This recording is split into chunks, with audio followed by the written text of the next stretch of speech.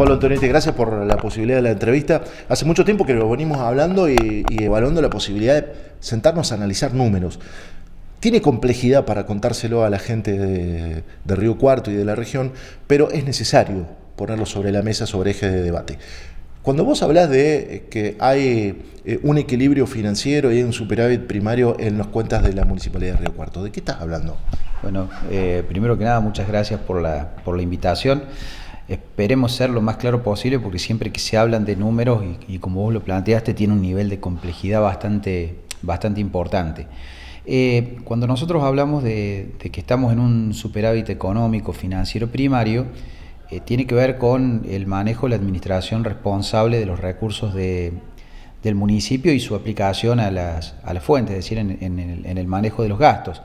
Esto quiere decir, para que el vecino lo entienda, que al menos de manera corriente se está gastando menos de lo que ingresa, y eso genera una suerte de ahorro que después se aplicará a lo que es el desarrollo de la obra pública y también para pagar el esquema de endeudamiento, que es bastante pesado y que también tiene el municipio. Esto evidentemente nosotros lo manifestamos como un logro de tener 6 trimestres, es decir, 18 meses con superávit sostenido, lo que habla de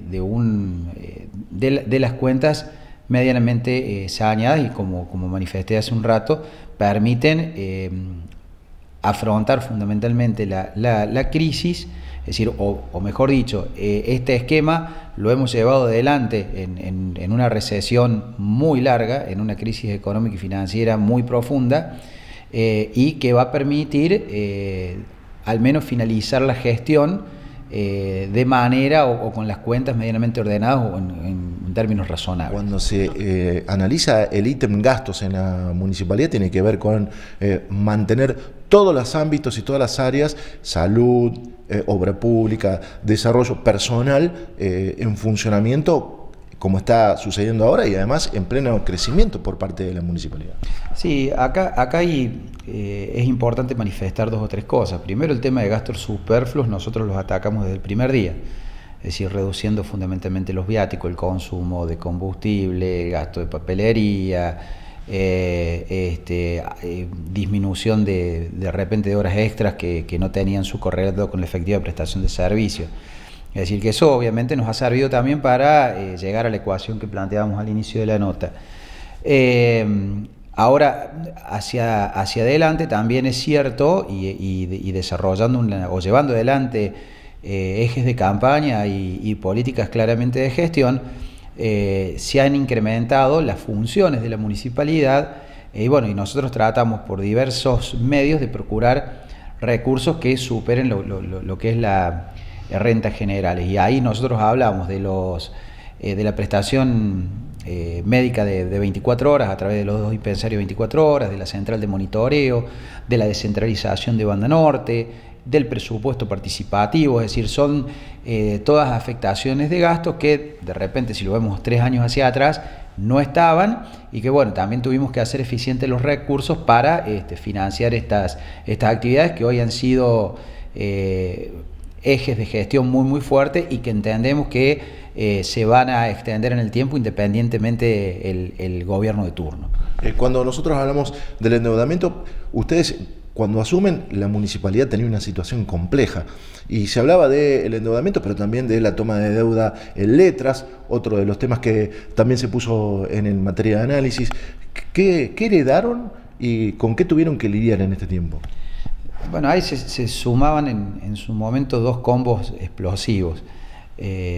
Primero, cuando nosotros asumimos, había 33 letras que se habían suscrito y obviamente se fueron cancelando, pero lo más complejo era el déficit corriente, que ese déficit se venía financiando con el mercado de capitales. La diferencia y la bondad que tuvo de repente la gestión anterior es que el mercado de capitales estaba con tasas medianamente razonables. Cuando nosotros hicimos el rollover o la recolocación de la deuda, es decir, no solo el esquema de letras, sino que había un bono en pesos, y a su vez, la que no estaba en el mercado de capitales, pero sí estaba concentrada en un proveedor como Cotreco en materia de redeterminación de precios por congelamiento de índices e intereses, es lo que llevó a consolidar la deuda que hoy tiene el municipio.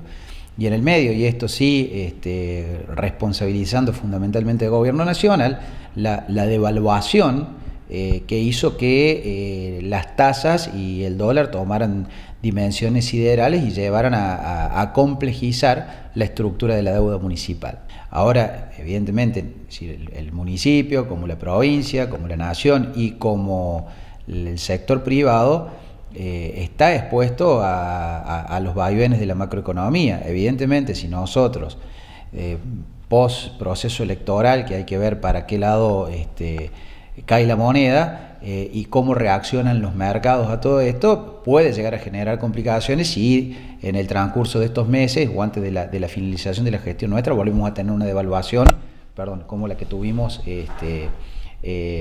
a mediados del año pasado. Eso rompe cualquier esquema. Estamos trabajando sobre lo que es la quita parcial de intereses, entre 50 y 25%, depende si es opción de contado y opción financiado, sobre 4 tributos básicos, es decir, inmobiliario, automotores, comercio y la contribución que incide sobre agua y cloaca.